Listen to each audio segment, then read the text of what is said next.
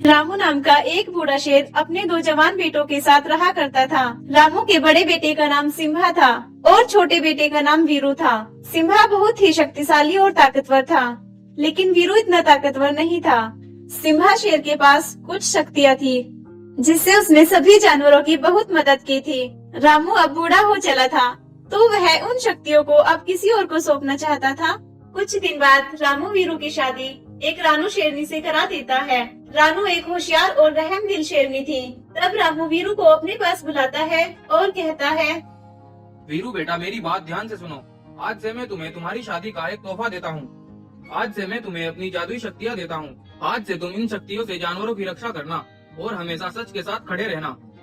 तब रामू वीरू को अपनी शक्तियाँ दे देता है। 2 दिन बाद ही रामू की मृत्यु हो जाती है। अब सिम्हा अपने पिता की गुफा में रहने लगता है और वीरू अपनी पत्नी के साथ अलग गुफा में रहता है। कुछ महीने बीत जाते हैं। रानू शेरनी अब एक रंगीन शेर को जन्म देती है। वीरू और रानू शेरनी अपने अनोखे बेटे को देख देख कर बड़े खुश होते हैं। तब रानू शेरनी अपने बेटे का नाम बगीरा रख देती है। रानू और वीरू अपने बेटे के साथ बहुत खुशी से रहते हैं। एक बार वीरू के पास एक भालू अपने जख्मी बेटे को उठा लाता है और कहता है, अरे सुनो सुनो महाराज, मेरा बेटा खेलते हुए पहाड़ी से गिर गया है। मैं हकीम बंदर को बुला कर लाता हूँ। इतना आप मेरे बेटे का ख्याल रखना। रुको भालू, तुम्हें चिंता करने की कोई जरूरत नहीं है। मैं इसको अभी ठीक कर देता हूँ। तब वीरू भालू के बेटे को अपनी शक्तियों से बिल्कुल ठीक कर देता है। ये देख भालू हैरान हो जाता है। अरे वाह महाराज, आपके पास ये शक्तियाँ कहाँ से आई? भालू, ये शक्तियाँ मुझे मेरे पिताजी ने दी है। इन शक्तियों से मैं सभी जानवरों की रक्षा करूँगा। यह सब दूर खड़ा सिम्हा देख रहा था। वीरू के पास वह शक्तियाँ देख सिम्हा दंग रह जाता है। अरे ये शक्तियाँ इस वीरू पर कहाँ से आई? लगता है ये शक्तियाँ इसके पिताजी ने दी है। मुझे इससे ये शक्तियाँ छीननी होगी। इन शक्तियों को पाकर मैं बहुत शक्तिशाली बन जाऊंगा। अब रात होने पर मुझे वीरू और इसके बेटे को जान से मारना होगा। तब रात के समय सिम्हा वीरू की गुफा पर आता है और वीरू को मार देता है। तभी रानू शेरनी की आंख भी खुल जाती है और वह अपने बेटे को लेकर वहां से भाग जाती है। सिम्हा वीरू को मारकर रेनू के पीछे भागता है, लेकिन रानू अपनी पूरी ताकत लगाकर भागती है। कुछ देर बाद रास्ते में रानू को एक गाय मिलती है, जो कि रानू की एक अच्छी मित्र थी। अरे क्या हुआ रानू दोस्त, तुम इतनी परेशान क्यों लग रही हो? देखो दोस्त, मेरे पास ज्यादा समय नहीं है। सिम्हा ने अपने छोटे भाई वीरू को मार डाला है। वह अब मेरे बच्चे को भी मार डालेगा। गाय दोस्त, तुम मेरे बच्चे को यहाँ से दूसरे जंगल ले जाओ और इसका अच्छे से ख्याल रखना। जाओ गाय, जल्दी जाओ। तब गाय बगीरा को लेकर वहाँ से चली जाती है। कुछ ही देर बाद रानू के पास सिम्हा पहुँचता है। किनोरे शेरनी, कहाँ छुपाया है तूने अपने रंगीन बेटे को? मैं उसे ढूंढकर जान से मार डालूंगा और इस जंगल को अपने कब्जे में कर लूंगा। हा हा हा हा। सुबह होने पर सिम्हा रानू को एक पिंजरे में कैद कर देता है और उसकी निगरानी के लिए अपने सबसे ज्यादा भरोसेमंद दोस्त बाघ को बिठा देता है और फिर अपनी गुफा पर पहुंचकर सभी जानवरों को बुलाता है और कहता है, जिसने भी कहीं रानू के बेटे को देखा है या किसी ने उसे छिपाया है तो तुरंत मेरे हवाले कर दे, नहीं तो उसका अंजाम अच्छा नहीं होगा। गाय भी वहीं पर खड़ी थी, लेकिन वह रानू की बहुत वफादार दोस्त थी, इसलिए वह सिम्हा को कुछ भी नहीं बताती। अब गाय आधा समय जंगल में रहती और आधा समय रानू के बेटे के साथ बिताती और उसका बहुत अच्छे से ख्याल भी रखती थी। उधर सिम्हा उन शक्तियों से कुछ जानवरों को परेशान भी करता था और उनसे जबरदस्ती काम कराता था।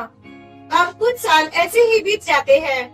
बगीरा अब जवान हो चला था, तो वह अपनी माँ से बोलता है, सुनो माँ, मैं पास वाले जंगल में घूमने के लिए जा रहा हूँ। गाय बगीरा को वहाँ जाने से रोक लेती है, लेकिन एक बार बगीरा बिना बताए ही दूसरे जंगल की ओर चल देता है। गाय बगीरा को गुफा में न पाकर बहुत ज्यादा परेशान हो जाती है। हे भगवान, ये बगीरा उसी जंगल की ओर तो नहीं निकल पड़ा। मुझे उसे रोकना होगा। तभी गाय जाकर बगीरा को आवाज देने लगती है, बेटा बेटा बगीरा, बेटा कहाँ हो तुम? बगीरा कहाँ हो तुम? गाय को आवाज देते सिम्हा सुन लेता है और उसके पास आकर कहता है, अरे गाय, तुम किसे आवाज दे रही हो? तुम्हारा तो कोई बेटा भी नहीं है। अरे नहीं महाराज, ऐसी तो कोई बात नहीं है। मैं भी ना ऐसे ही आवाज देने लगी थी।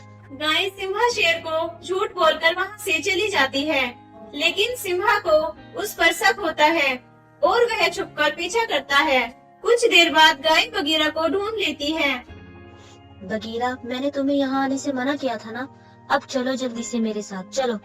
वो दोनों वहाँ से लौट ही रहे थे कि सिम्हा उनके सामने खड़ा होता है। गाय सिम्हा को देखकर थर-थर कांपने लगती है।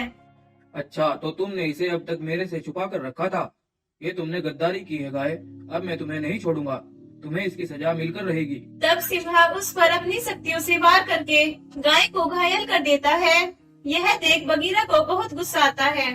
सिम्हा बगीरा को उसके माता पिता के बारे में सब कुछ बताता है। यह सुन बगीरा गुस्से से लाल हो जाता है। तब उनके बीच लड़ाई शुरू हो जाती है, लेकिन सिम्हा बगीरा को भी घायल कर देता है।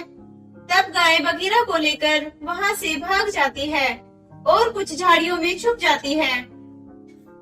गाय और बगीरा जंगल में पहुंचकर कुछ जानवरों को बुलाते हैं। उधर अगले दिन सिम्हा का दोस्त बाघ सिम्हा के पास जाता है और कहता है, अरे देखो दोस्त, मैं कई सालों से उस शेरनी की निगरानी कर रहा हूँ। मैं सोच रहा था कि मैं भी एक दिन का राजा बनूं, वह भी तुम्हारी शक्तियों को पाकर। दोस्त, मैं भी देखना चाहता हूँ राजा बनकर कैसा लगता है। अरे दोस्त, तुम मेरे सबसे करीबी और वफादार दोस्त हो। मैं तुम्हें आज एक दिन का राजा बनाता हूँ। ये लो मेरी शक्तियाँ। तब सिम्हा बाघ को अपनी शक्तियाँ देकर एक दिन राजा बना देता है। कुछ देर बाद बाघ सभी जानवरों को गुफा पर बुलाता है। सभी जानवरों के साथ गाय भी आती है और बोलती है, सुनो बेटा बगीरा, उतार दो तुम इस खाल को और इन शक्तियों से मार डालो इस सिम्हा को। तब बाघ की खाल में खड़ा बगीरा बाघ की खाल को अपने ऊपर से उतार देता है। यह देखकर तो सिम्हा के माथे से पसीने छूट जाते हैं। बगीरा की इस बड़ी चाल को देखकर सभी जानवर भी दंग रह गए थे। दरअसल जब बगीरा और गाय ने सभी जानवरों को इकट्ठा किया तो एक प्लान बनाया था। सुनो बगीरा, सिम्बा का सबसे करीबी दोस्त बाघ है। आज रात तुम जाकर बाघ को मार डालना और फिर बाघ की खाल को पहनकर सिम्बा के पास जाना और उसको एक दिन का राजा बनने के लिए कहना। वो तुम्हारी बात कभी नहीं डालेगा, क्योंकि वो तुम्हें अपना सबसे करीबी और अच्छा दोस्त समझता है। इस तरह से बगीरा ने सिम्हा से वह शक्तियाँ आसानी से छीन ली और उन शक्तियों से सिम्हा को जान से मार डाला। और फिर उसके बाद से अपनी माँ शेरनी के साथ वो जंगल में हंसी खुशी रहने लगा।